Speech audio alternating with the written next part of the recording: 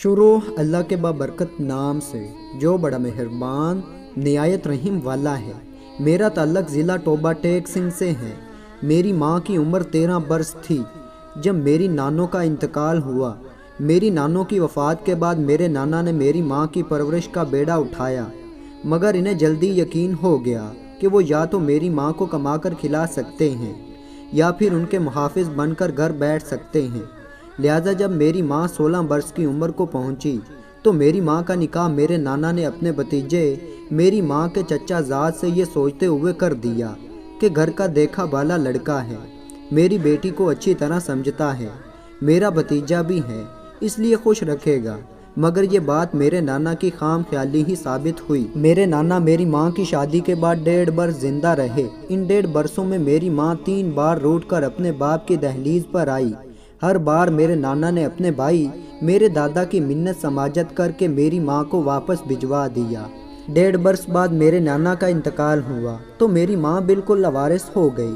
میرے دادحال والوں کو کھلی چھٹی مل گئی۔ اب میرے والد محترم کے ساتھ ساتھ میری دادو اور دونوں پھوپھیاں بھی میری ماں کو پیٹنے کا کوئی موقع ہاتھ سے نہ جانے دیتی۔ یہاں تک کہ ایک بار میرے والد صاحب نے جمعہ کی نماز کے لیے جانا تھا اور میری ماں طبیعت خرابی کی وجہ سے ان کے کپڑے استری نہ کر کے رکھ پائی، تو اس بات پر انہوں نے میری ماں کو کپڑے دھونے والے ڈنڈے سے مار مار کر ان کے کندھے کی ہڈی توڑ دی۔ کندھے کی ہڈی توڑنے کے بعد کسی ڈاکٹر تک کو دکھانے کی زحمت نہ کی گئی، بلکہ الٹا میری ماں درد سے کراہتی تو اسے اور پیٹا جاتا اور بہانے خور جیسے القابات سے نوازا جاتا، یہاں تک کہ مسلسل حرکت میں رہنے کی وجہ سے ٹوٹی ہوئی ہڈی نے انگلیوں اور بازوں کو خون سپلائی کرنے والی نالیوں کو بھی کٹ کر دیا۔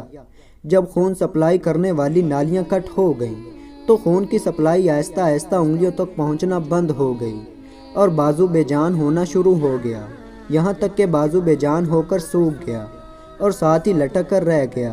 جب میرے دادحال والوں کو یقین ہو گیا کہ میری ماں بالکل مفلوج ہو چکی ہے تو انہوں نے میری ماں پر بد کردار ہونے کا الزام لگا کر اسے طلاق دلوا کر گھر سے نکلوا دیا۔ جب میری ماں کو طلاق دے کر گھر سے نکالا گیا اس وقت میں اپنی ماں کے پیٹ میں 7 ماہ کا ہو چکا تھا۔ 2 ماہ تک میری ماں کو گاؤں کی دائی نے اپنے گھر پناہ دیے رکھی۔ 2 ماہ بعد جب میری پیدائش ہوئی تو میرے دادحال والوں کو خطرہ پیدا ہو گیا کہیں میں ان کی جداد نہ ہتھیا لوں، اس لیے انہوں نے میری ماں کو دائی کے گھر بلکہ گاؤں سے بھی نکلوا دیا۔ گاؤں سے نکالے جانے کے بعد میری ماں کے پاس اور کوئی ٹھکانہ نہیں تھا، اس لیے میری ماں مجھے کپڑے کی ایک گانٹھ میں لپیٹ کر کبھی دانتوں کی مدد سے کبھی کندھے سے لٹکا کر ٹوبہ ٹیک سنگھ شہر پہنچی اور پہلی رات میری ماں نے مجھے لے کر ایک گوشت والے پھٹے کے نیچے گزاری اور ساری رات میری ماں مجھے گود میں رکھ کر جاگتی رہی تاکہ کوئی آوارہ کتا مجھے چبا نہ ڈالے۔ وقت گزرتا ہے، پہل میری ماں فروٹ والی ریڑھیوں کے آس پاس پڑا گندا فروٹ اٹھا کر اپنا پیٹ بھرتی ہیں، پھر اللہ تعالیٰ کے بنائے نظام کے ذریعے اس خوراک کو دودھ میں بدل کر میرے لیے خوراک کا بندوبست کرتی ہیں اور میرا پیٹ بھرتی۔ جب میری ماں کو بازار میں رہتے کچھ عرصہ گزرتا ہے تو مقامی دکاندار میری ماں پر اعتبار کرنے لگتے ہیں، یوں انہیں دکانوں میں صفائی کا کام مل جاتا ہے۔ دکانوں میں مجھے اٹھا کر اپنے پیچھے جھولی نما کپڑے میں ڈال کر اپنے پیچھے لٹانے کے بعد صرف ایک ہاتھ سے صفائی کرنا بہت مشکل ہو جاتا، اس لیے میری ماں کچھ پیسے جمع کر کے برش پالش اور ہتھوڑی کیل دھاگا اور سوئی خریدنے کے بعد جوتے سلائی کرنے کا کام شروع کر دیتی ہیں۔ میری ماں مجھے گود میں لٹا کر ایک ہاتھ اور منہ کی مدد سے جوتے سلائی کرتی ہیں۔ کچھ خدا ترس لوگ میری ماں کو اجرت سے زیادہ پیسے دے جاتے ہیں، جبکہ کچھ اوباش نوجوان جان بوجھ سیوریج کی نالی میں جوتا گندا کر کے میری ماں کو پالش کرنے کے لیے دیتے ہیں، اور جب اس جوتے منہ اور کپڑے کی مدد سے میری ماں صاف کرتی ہیں تو میری ماں کی بے بسی پر ہنستے ہیں۔ خیر وقت گزرتا ہے، میں اسکول جانے کی عمر کو پہنچتا ہوں تو میری ماں مقامی امام مسجد اور چند معزز لوگوں کے ذریعے میرے والد صاحب اس سے وعدے پر شناختی کارڈ کی کاپی لے لیتی ہیں کہ میرا بیٹا بڑے ہو کر کبھی دادحال کی جداد میں سے حصہ طلب نہیں کرے گا۔ شناختی کارڈ کی کاپی مل جانے پر میری ماں مجھے اسکول داخل کرواتی ہیں۔ میرے استاد محترم سید ظفر صاحب کو جب میرے حالات کا پتہ چلتا تو مجھے اور میری ماں کو بازار سے اٹھا کر اپنے گھر لاتے ہیں، ہمیں ایک الگ کمرہ دیتے ہیں اور ہمارا سارا خرچ برداشت کرتے ہیں۔ بدلے میں میری ماں سید ظفر شاہ کے انکار کے باوجود ان کے گھر کے کام کاج کا ذمہ اٹھا لیتی ہیں۔ میں پڑھتا رہتا ہوں، یہاں تک کہ استاد محترم میرے لیے آرمی میں بطور سیکنڈ لیفٹیننٹ اپلائی کرتے ہیں۔ میں سلیکٹ ہو جاتا ہوں اور میرا شمار ٹاپ 10 کیڈسٹ میں ہو جاتا ہے۔ میں کورس مکمل کرتا ہوں اور میری شادی استاد محترم کی بیٹی سے کر دی جاتی ہے۔ جب میں بطور کیپٹن انٹیلیجنس کے ایک مشن پر ہوتا ہوں تو ہارٹ اٹیک سے میرے استاد محترم سر سید ظفر صاحب انتقال کر جاتے ہیں۔ میں ان کے جنازے میں شامل نہیں ہو سکتا اور مشن مکمل کرنے کے بعد میں پورا ہفتہ پورا دن ان کی قبر پہ بیٹھ کر ان کے جنازے کو کندھا نہ دے سکنے پر معذرت کرتا رہتا ہوں۔ جب دل کا غم ہلکا ہوتا تو واپس ڈیوٹی جوائن کرتا ہوں۔ میں اپنے پورے بیچ میں واحد اور منفرد افیسر تھا جو پہلے خود جاسوس بن کر دشمن کا سراغ لگاتا، پھر اپنی ٹیم تیار کر کے دشمن کا کلا کما کرتا۔ میں بلوچستان میں ایک مشن پر تھا جب مجھے پتا چلا کہ میری ماں کو فالج کا اٹیک آیا ہے۔ میں نے اپنے سینئرز، بیچ میٹس، یہاں تک اپنی شریک حیات کے روکنے کے باوجود فوج سے استعفیٰ دیا اور اپنی ماں کی خدمت میں مصروف ہو گیا۔ مجھے یاد ہے کرنل لطیف اور بریگیڈیئر امتیاز نے مجھے کہا تھا، اس فیصلے کے بعد تم پچھتاؤ گے۔ میری بیگم نے مجھے قسم دی تھی کہ وہ میری ماں کی خدمت میں کوئی کسر نہیں چھوڑے گی۔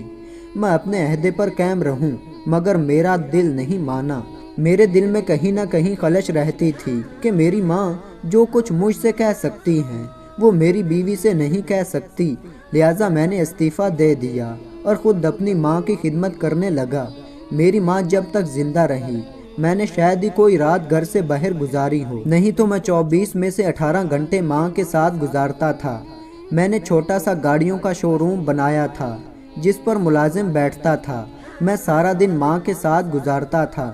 اللہ تعالیٰ نے مجھے ماں کی خدمت کے صدقے میں اتنی برکت دی کہ میرے پاس آج بیرون ملک ناروے میں 7 شو روم ہیں۔ آج پاکستان میں میری اپنی انڈسٹری ہے۔ آج میری ماں فوت ہو چکی ہے، میرے بچے جوان ہو چکے ہیں۔ میری بیٹی امریکہ میں زیر تعلیم ہے۔ دونوں بیٹیوں نے تعلیم مکمل کرنے کے بعد ناروے میں بزنس سنبھال رکھا ہے۔